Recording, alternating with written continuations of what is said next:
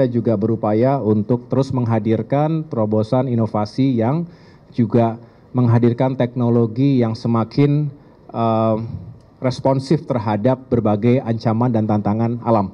Infrastruktur harus responsif, harus adaptif, dan kita tahu bahwa Indonesia adalah negara yang juga rentan terhadap berbagai bencana.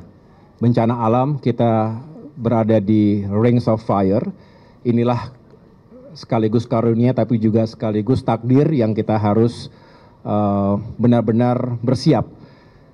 Kita juga berupaya dalam beberapa kesempatan yang lalu kami juga berdiskusi ketika kita berusaha membangun infrastruktur di berbagai daerah agar lebih maju, di saat yang bersamaan juga selalu ada, mudah-mudahan tidak selalu ada, tetapi seringkali, acap kali kita juga kehilangan infrastruktur. Hancurnya infrastruktur, baik itu milik pribadi maupun milik negara yang diakibatkan oleh bencana alam. Oleh karena itu kita juga berupaya untuk terus menghadirkan terobosan inovasi yang juga menghadirkan teknologi yang semakin responsif terhadap berbagai ancaman dan tantangan alam. Nanti bisa dijelaskan oleh Menteri PU maupun yang lainnya. Silakan terlebih dahulu. Tadi kan dalam ratas juga dihadiri dan mengundang Menteri Perhubungan. Apakah dalam ada soal harga tiket? Iya, benar. Tadi kita juga mendapatkan penjelasan dari Menteri Perhubungan, evaluasi walaupun tidak secara detail sekali, tetapi evaluasi pelaksanaan Nataru yang beberapa minggu, mungkin 2-3 minggu ketika itu kami memang mencoba benar-benar fokus, mencoba mencari jalan agar terjadi penurunan harga tiket pesawat yang mungkin jarang terjadi ya. Justru di masa high season, menjelang Natal dan Tahun Baru ketika banyak yang libur, banyak yang ingin berkunjung ke suatu daerah, termasuk wisatawan datang dari berbagai daerah, justru kita berhasil menurunkan kurang lebih 10%. Ini agregat dari upaya yang dilakukan bersama dari berbagai kementerian, tidak hanya Kementerian Perhubungan, tetapi juga Kementerian BUMN dan semua stakeholders. Misalnya, tiket pesawat kan sangat tergantung pada harga aftur, jadi tentu ada peran dari Pertamina. Maskapai, Garuda, Lion, Citylink, dan semua maskapai juga berusaha untuk menurunkan biayanya, termasuk juga yang di jasa kebandarudaraan yang ditanggung oleh konsumen maupun oleh pengelola.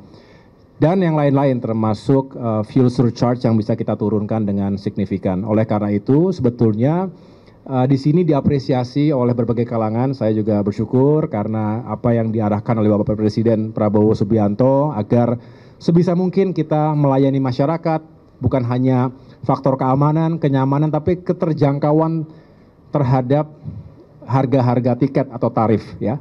Dan dengan demikian semangat kami adalah ke depan tentu kita harus bekerja keras lagi karena Nataru sudah berakhir, tetapi kita menghadapi 3 bulan lagi adalah masa bulan suci Ramadan, dan kita tentunya selalu punya pengalaman di masa Lebaran itu akan terjadi ledakan mobilitas masyarakat di berbagai daerah. Pertama, kita ingin meyakinkan sekali lagi aman dulu nomor 1. Yang kedua nyaman. Nah, kemacetan itu harus diurai.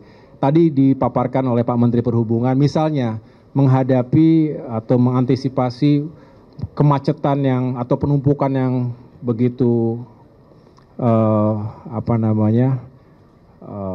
chaotic ya, apa itu istilahnya, untuk menuju ke wilayah Sumatera misalnya, di Merak itu sudah disiapkan buffer zone.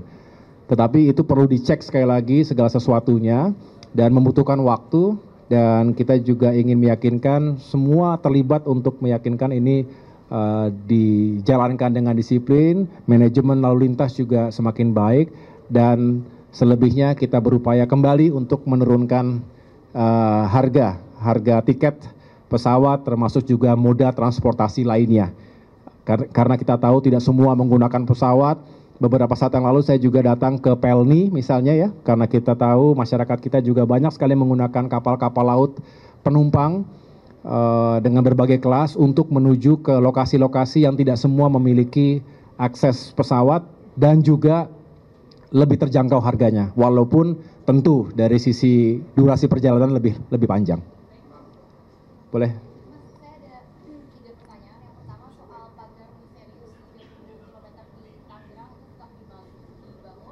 Pagar apa?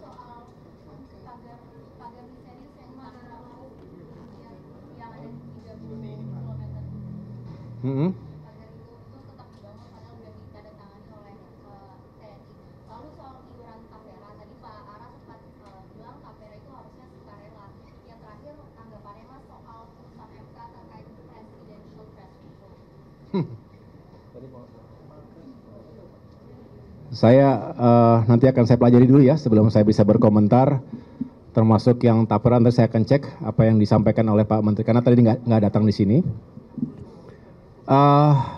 Kalau putusan MK saya pikir ini tidak dalam kapasitas sebagai seorang Menteri Koordinator, tetapi sebagai anak bangsa, sebagai warga negara yang juga tentu punya pandangan bahwa apa yang sudah menjadi keputusan MK kita hormati, kita negara hukum yang juga harus menghormati produk-produk hukum.